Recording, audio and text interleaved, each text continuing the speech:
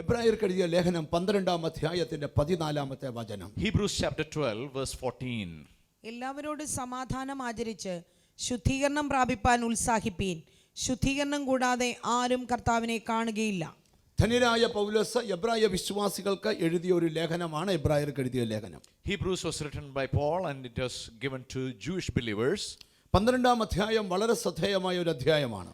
Chapter 12 is a very important chapter. അതിനകത്ത് പൗലോസ് വെളിപ്പെടുത്തുകയാണ്, and Paul is revealing this truth. എല്ലാവരോടും സമാധാനം ആചരിച്ച് ശുദ്ധീകരണം പ്രാപിക്കാൻ ഉത്സാഹിക്കണം. Make every effort to live in peace with everyone and to be holy. രണ്ട് കാര്യങ്ങൾ നാം ചെയ്യണമെന്ന് പൗലോസ് വെളിപ്പെടുത്തുകയാണ്. He is urging us to do two things. ഒന്ന്, എല്ലാവരോടും സമാധാനം ആചരിക്കണം. Make effort to live at peace with everyone. രണ്ട്, നമ്മൾ സ്വയം ശുദ്ധീകരണം പ്രാപിക്കണം. And secondly, we have to purify ourselves. ഈ രണ്ട് കാര്യങ്ങൾക്ക് നമ്മൾ ഉത്സാഹിക്കാനാണ് പൗലോസ് ഇവിടെ We വെളിപ്പെടുത്തുന്നത്. have to make every effort to achieve these two goals. എബ്രായ ലേഖനം 11-ാം അധ്യായം വിശ്വാസ വീരന്മാരെ കൊണ്ട് പൗലോസ് നിറച്ചിരിക്കുന്നു.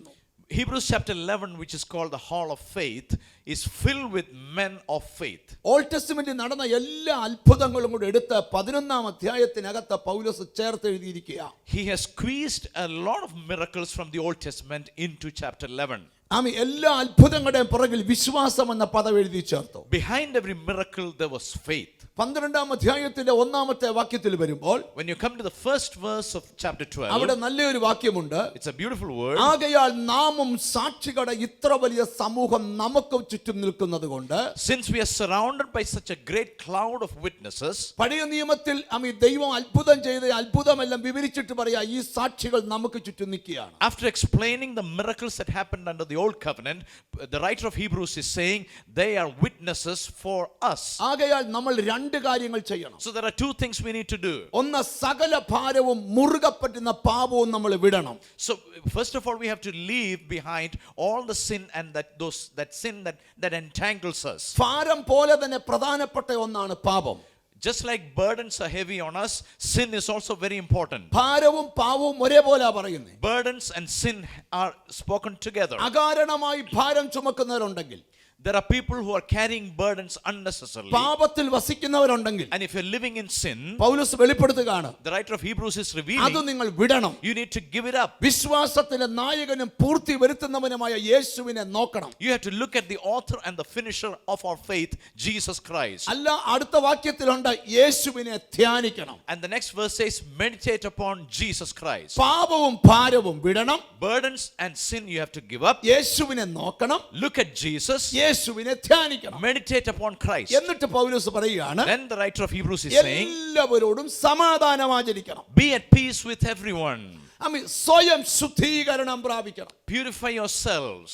എല്ലാവരോടും സമാധാനം ആചരിക്കുക എന്ന് പറഞ്ഞാൽ വലിയ പ്രയാസമാണ്. It's very difficult to live at peace with everyone. നമ്മുടെ വീട്ടിൽ നമ്മൾ സമാധാനമായിരിക്കണം. We need to be at peace with our family നമ്മുടെ members. ഫ്രണ്ട് സർക്കിളിൽ In our സമാധാനമായിരിക്കണം. friend circle we need to be at നാം peace. പോകുന്ന ചർച്ചിൽ നമ്മൾ In the സമാധാനമാകണം. church we go, we need to be at peace. എല്ലാവരോടും സമാധാനം ആചരിക്കണം. We need to be at peace with everyone. അതൊരു മനുഷ്യനെ സംബന്ധിച്ച് വലിയ ബുദ്ധിമുട്ടുള്ള It's കാര്യമാണ്. very tough for us human പക്ഷേ beings. അതിനു വേണ്ടി For that, നമ്മൾ ഉത്സാഹിക്കാനായിട്ട്, we need to make every effort. നമ്മൾ ഉത്സാഹിച്ചാൽ അത് നടക്കും. If we make an effort, it will happen. മനുഷ്യന്റെ അകത്ത് പൊതുവെ മടിയുള്ള ആൾക്കാരാണ്. We have a problem of laziness.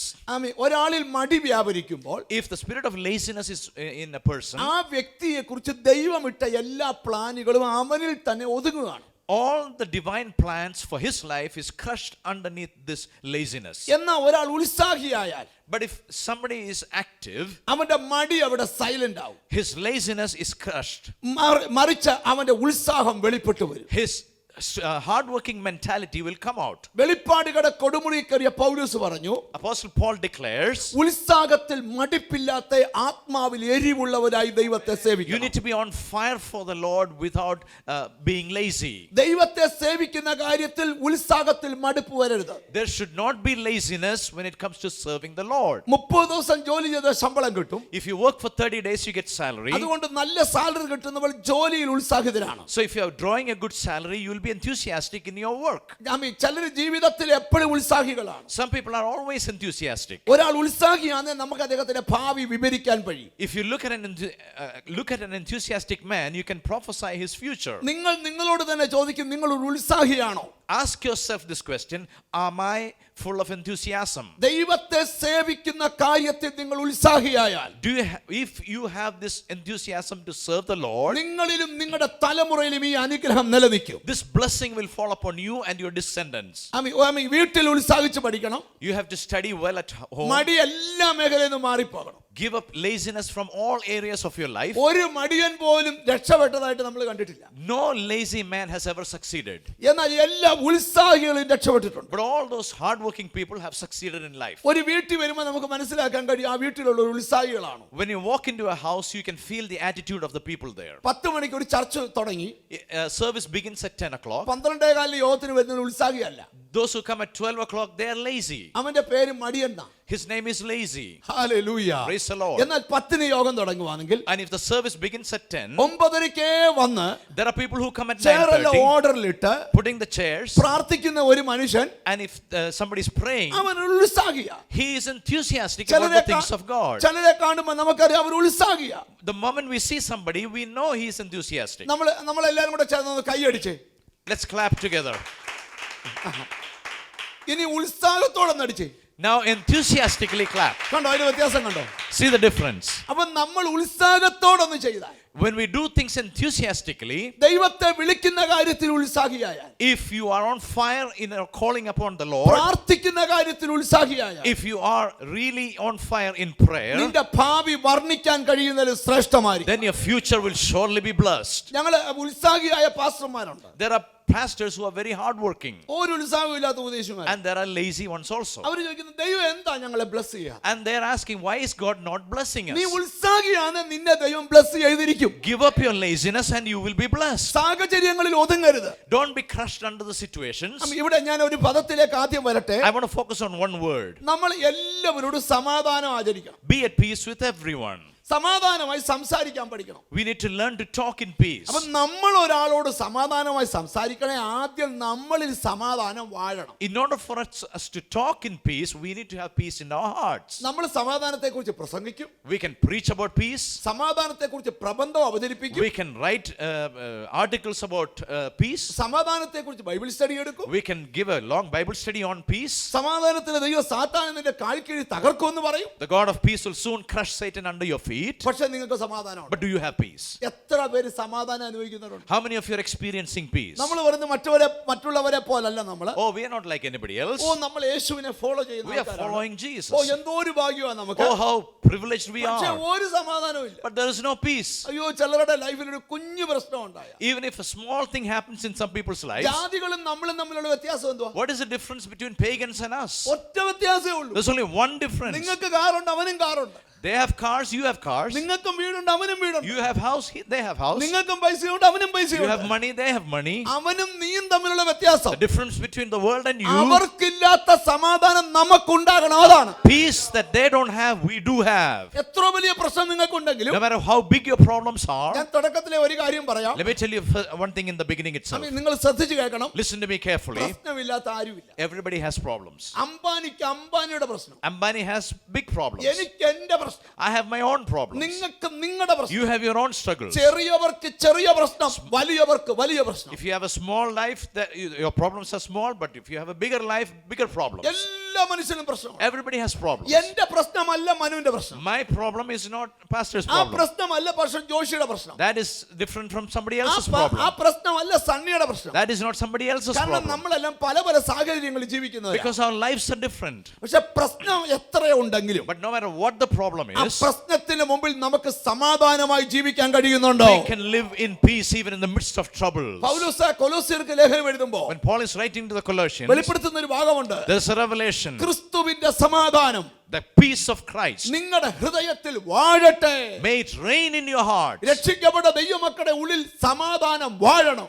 Among the believers, Christ's peace has to reign. നിങ്ങൾ നിങ്ങളോട് തന്നെ ചോദിക്കണം. You have to ask yourself, പ്രശ്നത്തിന് മുമ്പിൽ സമാധാനം പ്രാപിക്കാൻ കഴിയുന്നുണ്ടോ? are you able to have peace in front of problems? ആദ്യം സമാധാനം നമ്മളിൽ വാഴണം. Let there be peace in our ഞാൻ hearts. നിങ്ങളോട് തുറന്നു പറയാം. Let me tell you one thing frankly. എത്ര വലിയ പ്രശ്നം വന്നാലും No matter how big the problem നിന്റെ is, അകത്ത് സമാധാനക്കേട് വരരുത്. you shouldn't lose your peace. കാര്യം ബൈബിൾ പറയുന്ന ഒരു വലിയ കാര്യമുണ്ട്. Because there's a truth in the word of ദൈവം God. അറിയാതെ നമ്മുടെ തലയിൽ ഒരു മുടി പോലും കൊഴിയത്തില്ല. Not a hair falls from your head warfare without the knowledge of God. നിങ്ങൾ പറയും ശത്രു പ്രവർത്തിക്കുമെന്ന്. Or you're saying I'm having spiritual warfare. പ്രവർത്തിച്ചോട്ടെ. Let there be. പക്ഷെ ദൈവം അറിയാതെ, But without the knowledge of God, ദൈവത്തിന്റെ പെർമിഷൻ ഇല്ലാതെ, without the permission of God, ഒരു ശക്തിക്കും നിന്നെ തൊടാൻ no പറ്റത്തില്ല. force can come against you. അത് നിന്റെ വിശ്വാസമാണ്. That should be your assurance. 276 പേരുമായിട്ട് കപ്പൽ യാത്ര ചെയ്യുക. There was a ship full of 276 people. 14 ദിവസം സൂര്യചന്ദ്രന്മാരെ കണ്ടില്ല. 14 days, no sun, no moon. ദൈവം പൗലോസിന്റെ ഷിപ്പിൽ വന്നിട്ട് പറഞ്ഞു, But the Lord spoke to Paul, ഇവൻ നിങ്ങളിൽ ഒരുത്തന്റെ തലയിൽ ഒരു മുടി പോലും പൊഴിയത്തില്ല. not a hair will be lost from even one of you. ദൈവം ഉറപ്പ് കൊടുക്കുക. That was the assurance from God. കടൽ ഇളകിയാലും കര ഇളകിയാലും പറഞ്ഞവൻ ദൈവമാണ്. Let the land or the sea roar, but the promise is from ഞാൻ God. ചോദിക്കുന്ന ഒരു ചോദ്യം, Let me ask you something. നിങ്ങൾക്ക് സമാധാനം പ്രാപിക്കാൻ കഴിയുന്നുണ്ടോ? Have you received this peace? സമാധാനം പഠിപ്പിക്കുന്നല്ല ചോദ്യം. This is not something to be taught. വ്യക്തിപരമായ ലൈഫിൽ In your personal life, 2 മണിക്കൂർ അന്യഭാഷ പ്രാർത്ഥിക്കുന്നവരോട് ചോദിക്കാം, നിനക്ക് സമാധാനം പ്രാപിക്കാൻ those who are കഴിയുന്നുണ്ടോ? speaking in tongues, let me ask you, do you have peace? ആദ്യം നമ്മളിൽ സമാധാനം Let ഉണ്ടാകട്ടെ. there be peace in our പിന്നെ hearts. മറ്റുള്ളവരോട് സമാധാനം ആചരിക്കട്ടെ. Then this peace will go into others. ചിലര് ഭയങ്കര വഴക്കാളികളുണ്ട്. Then there are people who always fight. വീട്ടിൽ വഴക്കുണ്ടാക്കും, Fighting at home, നാട്ടിൽ വഴക്കുണ്ടാക്കും, fighting in the streets, സഭയെ വഴക്കുണ്ടാക്കും, in the church, എല്ലായിടത്തും വഴക്കുണ്ടാക്കും. everywhere. എന്നിട്ട് ഭയങ്കരമായിട്ട് ആരാധിക്കുകയും ചെയ്യും. And then they worship tremendously. ശത്രു ഒരു നിമിഷം പ്രവർത്തിച്ചു പോയെന്ന് പറയും. Oh, I was entangled by the enemy for a moment. പ്രശ്നം അവിടെ അല്ല, നമുക്കൊന്നും സമാധാനമായിട്ട് കേൾക്കാനും പറയാനും പറ്റുന്നില്ല. The problem is that we are not able to listen or say peacefully. ചിലര് ഒരു മിനിറ്റ് കൊണ്ട് ചൂടാവും. Some people are short-tempered, high power ചൂടാവും. in high voltage. ഞാൻ നിങ്ങളോട് തുറന്നു പറയാം, Let me tell you something. സമാധാനമായി സംസാരിക്കാൻ കഴിയുന്നില്ലെങ്കിൽ If you can't talk in നമ്മൾ peace, ദൈവമക്കളെന്ന് പറഞ്ഞിട്ട് കാര്യമില്ല. no point calling ourselves Christians. നമുക്ക് ഒന്ന് നമ്മൾ സമാധാനം ആചരിക്കണം. We need to be at peace. സകല മനുഷ്യരോട് സമാധാനം ആചരിക്കണം. Be at peace with everyone. അങ്ങനെയെങ്കിൽ In that നിങ്ങളുടെ case, ലൈഫ് ബ്ലെസ്ഡ് ആവും. then your life will be യെശയ്യാ blessed. പ്രവചനം 66 അധ്യായത്തിൽ Isaiah 66, 12 വാക്യത്തിൽ verse 12 says, ഞാൻ നിങ്ങൾക്ക് കുടിപ്പാൻ നദി പോലെ സമാധാനം തരും. I give you peace like river. Hallelujah. Hallelujah. ഞാൻ നിങ്ങൾക്ക് കുടിക്കുവാൻ നദി പോലെ സമാധാനം തരും. I give you peace like river to drink. യഹോവ ഇപ്രകാരം അരുളി ചെയ്യുന്നു, The Lord declares, നിങ്ങൾക്ക് കുടിപ്പാൻ വേണ്ടി ഞാൻ നദി പോലെ സമാധാനവും. in order for you to drink, I'll give you peace like river. ഒന്ന് വായിച്ചു കേൾപ്പിക്കാം. യെശയ്യാ 66 അധ്യായം 12 വാക്യം. യഹോവ ഇപ്രകാരം അരുളി ചെയ്യുന്നു, നിങ്ങൾക്ക് കുടിപ്പാൻ വേണ്ടി ഞാൻ അവൾക്ക് നദി പോലെ സമാധാനവും. നദി പോലെ സമാധാനം. Peace like river. ഹല്ലേലൂയ. യേശുക്രിസ്തുവിന്റെ ഗിരിപ്രഭാഷണത്തിനകത്ത് In the Sermon on the Mount, the Lord said, ഒരു കാര്യമുണ്ട്. Jesus taught something. മത്തായി സുവിശേഷം 5 അധ്യായം 9 വാക്യം. Matthew 5:9. സമാധാനം ഉണ്ടാക്കുന്നവർ ഭാഗ്യവാന്മാർ. Blessed are the peacemakers. അവർ ദൈവത്തിന്റെ പുത്രന്മാരെന്ന് വിളിക്കപ്പെടും. They will be called the sons of God. ദൈവത്തിന്റെ പുത്രൻ എന്ന് വിളിക്കപ്പെടാൻ You want to be called as a son of God? Ordination വേണ്ട. You don't need an ordination. നെറ്റിയിൽ എഴുതി ഒട്ടിക്കണ്ട. It shouldn't be written on your forehead. സമാധാനം ഉണ്ടാക്കിയാൽ മതി. Just make peace. നമ്മൾ സമാധാനം ഉണ്ടാകുന്നതല്ല, നമ്മൾ ഉണ്ടാക്കുന്നതാണ്. It's not something naturally given. We have to create it. നമ്മളെ വീട് സമാധാനം കൊണ്ട് നമ്മൾ നിറക്കണം. Our house should be filled with peace. നമ്മുടെ ചർച്ച് സമാധാനം കൊണ്ട് നിറക്കണം. Our churches should be filled with peace. നമ്മുടെ ഓരോരുത്തരുടെ കടമയാണ്. It is our responsibility. സമാധാനം ഉണ്ടാക്കുന്നവരെ ദൈവത്തിന്റെ പുത്രന്മാരെന്നാണ് വിളിക്കപ്പെടുന്നത്. Peacemakers are called the sons of God. നമുക്ക് സമാധാനത്തിൽ ജീവിക്കാൻ പഠിക്കാം. We need to learn to live in peace. സമാധാനത്തിൽ സംസാരിക്കാൻ പഠിക്കാം. We need to talk in peace. അത് ഇവിടെ എഴുതിയിരിക്കുന്നത് ഓരോ ദിവസം അതിനെ നമ്മൾ ഉത്സാഹിക്കണം. Every day we need to make an effort for that. ഒരു ദിവസം കൊണ്ട് നമുക്ക് ഒരു കാര്യം പൂർത്തീകരിക്കാൻ പറ്റില്ല. This cannot be achieved in one day. ചിലപ്പോൾ മനസ്സിൽ പ്രാർത്ഥിക്കുന്നുണ്ട്, കർത്താവേ എൻ്റെ മടി മാറി ഒന്ന് ഉത്സാഹിയാകണം. Some of you are rebuking the spirit of laziness in your heart. അത് ഒരു ദിവസം കൊണ്ട് പറ്റത്തില്ല. It won't happen in one day. ഞാൻ എപ്പോഴും നിങ്ങളോട് പറയാം, Let me tell you something. നമ്മുടെ ഉത്സാഹത്തെ മടിപ്പിക്കുന്ന ശക്തികളാണ് നമുക്ക് ചുറ്റുമുള്ളത്. We are surrounded by forces that are against our enthusiasm. നിങ്ങൾ ഒരു ഉത്സാഹിയാണെന്ന് വിചാരിക്കുക. Suppose you are an enthusiastic നിങ്ങൾ ഒരു person. ശൂന്യമായ ഒരു കാര്യത്തിൽ നിന്ന് ഒരു പുതിയ പരിപാടി തുടങ്ങുക. You are starting something from the scratch. നിങ്ങളെ പ്രോത്സാഹിപ്പിക്കുന്നവരുടെ എണ്ണം കുറവാണ്. Very few will encourage you. നിങ്ങളെ ഇടിച്ചതാക്കുന്നവരുടെ എണ്ണം കൂടുതലാണ്. Many would come to discourage you. ദൈവത്തിന് ഇന്ന് ആവശ്യം പ്രോത്സാഹിപ്പിക്കുന്ന ചിലരെയാണ്. God needs encouragers. ചിലരെ ഒന്ന് പ്രോത്സാഹിപ്പിച്ചേ. No, why don't we encourage some ചിലരെ people? ഒന്ന് ഉത്സാഹിപ്പിച്ചേ. Why don't we encourage some people? നിനക്ക് ഇങ്ങനൊരു ഭാവി അല്ല ദൈവം വെച്ചേക്കുന്നേ. Oh, this is not your future. 2022 future മാറാൻ പോവാ. In 2022 you are going to be blessed. നിങ്ങൾ ചിന്തിക്കരുത് അമേരിക്കയിൽ നിന്ന് ഒരു പാസ്റ്റർ വന്ന് പ്രാർത്ഥിക്കുമ്പോൾ അല്ല. Oh, it's not because a foreigner comes and lays hands on you. Pastor കൈവച്ച് പ്രാർത്ഥിക്കുമ്പോൾ അല്ല. It's not Pastor Annie lays hands on നിങ്ങളുടെ you. മടിയെ നിങ്ങൾ വിടാൻ തീരുമാനിക്കുക. You have to rebuke your laziness. നമുക്ക് ഒത്തിരി മടിയുള്ളവരാ. Oh, we have a lot of laziness. ചിലരുടെ ലൈഫിൽ മടിയേ ഉള്ളൂ. Some people are filled with laziness. എപ്പോഴും മടിയരാ. Always lazy. ചില മനുഷ്യർ ഒരു ദിവസം 14 മണിക്കൂർ ഉറങ്ങുന്നവരുണ്ട്. Some people sleep for 14 hours. എന്നിട്ട് അവർ പറയും കർത്താവ് ഒന്നും ചെയ്തു. Then they are saying the Lord is doing nothing. കർത്താവ് മേലിൽ നിന്ന് പറയും എനിക്കൊന്നും ചെയ്യാൻ പ്ലാനും ഇല്ല. The Lord is saying from heavens, I have absolutely no plans. ചിലർ പറയും എന്നോട് ഭയങ്കര പ്രവചനമുണ്ട്. Some people are saying there are lots of prophecies നിന്നെ about me. എലീശയെ പോലെ ആക്കുമെന്നാ I will പറയുന്നത്. make you like Elisha. പക്ഷേ യോഗത്തിന് ഇത് ഭയങ്കര ഉറക്കമാ. And then they sleep in the church. ദൈവം ഉണർത്തി വെച്ച് പറയുവാ നിനക്ക് എലീശയുടെ ശുശ്രൂഷ തരുവാന്ന് പറയുമെന്ന് ബൈബിളിൽ പഠിപ്പിക്കുന്നില്ല. The Bible doesn't say the Lord is going to come and wake you up and give you ministry. ദൈവം ആർക്ക് ശുശ്രൂഷ കൊടുത്തു അതിലെ ഉത്സാഹികൾക്കാ. People who received ministries were all enthusiastic. ഉത്സാഹികളെ ദൈവം വിളിച്ചിട്ടുള്ളൂ. Hardworking people were called by God. എലീശയെ വിളിക്കാൻ കാര്യം Elisha was called. 12 കാളയെ ഉഴുതു മറിക്കുന്ന ഒരു വയലിൽ താനും ഒരു കുറവ് തീർത്തു പോവുക. 12 pairs of oxen and he was on the 12th one. Hallelujah. Praise the Lord. അവനെയാ ദൈവം വിളിച്ചത്. He was called. ദൈവത്തിന് എപ്പോഴും ഉത്സാഹിയാ ഇഷ്ടം. Hardworking men are called by ചിലർ God. രക്ഷിക്കപ്പെട്ട് വരുമ്പോൾ ആദ്യ കാലത്ത് ഭയങ്കര ഉത്സാഹമാണ്. Some people have a lot of enthusiasm in the initial days of their salvation. പെട്ടെന്നൊരു മടി അങ്ങ് വ്യാപിക്കും. Then they go into a lazy mode. നിങ്ങളോട് തന്നെ ചോദിച്ചു ഇപ്പോൾ ഒരു 10-23 മടി നിങ്ങളുടെ മനസ്സിൽ വന്നിട്ടുണ്ട്. Or some lazy things are coming into your mind, right? അതെല്ലാം ഇന്ന് ക്യാൻസൽ ചെയ്യണം. You need to rebuke all that. അത് എപ്പോഴും നിങ്ങൾ ചിന്തിക്കണം നമ്മുടെ ഒരു പ്രശ്നമുണ്ട്.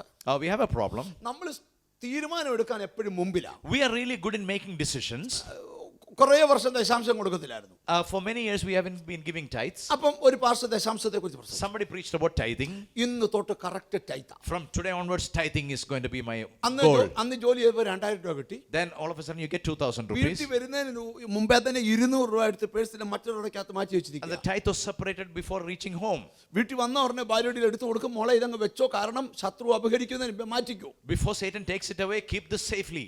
ആ പുള്ളിയെ സൂക്ഷിച്ചോണം 4 ആഴ്ച കൊടുക്കത്തുള്ളൂ. Or after 4 weeks he will change his mind. ചില ആൾക്കാർ വണ്ണം കുറയ്ക്കാനായിട്ട് വ്യായാമം ചെയ്യും. Some people exercise in order to lose weight. Doctor പറഞ്ഞു വണ്ണം കുറയണേ വ്യായാമം ചെയ്യണം. A doctor said you need to do exercises. കോട്ടയത്തുകാരോടാ പറഞ്ഞേ. Or to people of Kottayam. ഉടനെ പറഞ്ഞു രാവിലെ നടക്കാൻ പോകണമെന്ന് പറഞ്ഞു. So you need to walk in the morning. ഇപ്പൊ തന്നെ കോട്ടയത്ത് നിന്ന് ചങ്ങനാശ്ശേരിക്ക് പോകുന്ന റോഡിലോട്ട് ചെല്ലുമ്പോൾ നടക്കാനായിട്ടൊരു നല്ല വഴിയുണ്ട്. If you look at in the streets there are good roads. രാവിലെ അവിടെ കൂട്ട നടത്തവാ.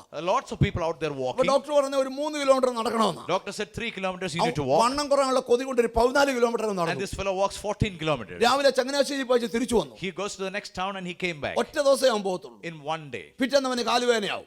Next day his leg is gone. കാര്യം ആദ്യമായിട്ട് 14 കിലോമീറ്റർ ഓടുക. Because the first time he is already walking doctor 14 പറഞ്ഞു ഫുഡ് kilometers. കുറയ്ക്കണമെന്ന്.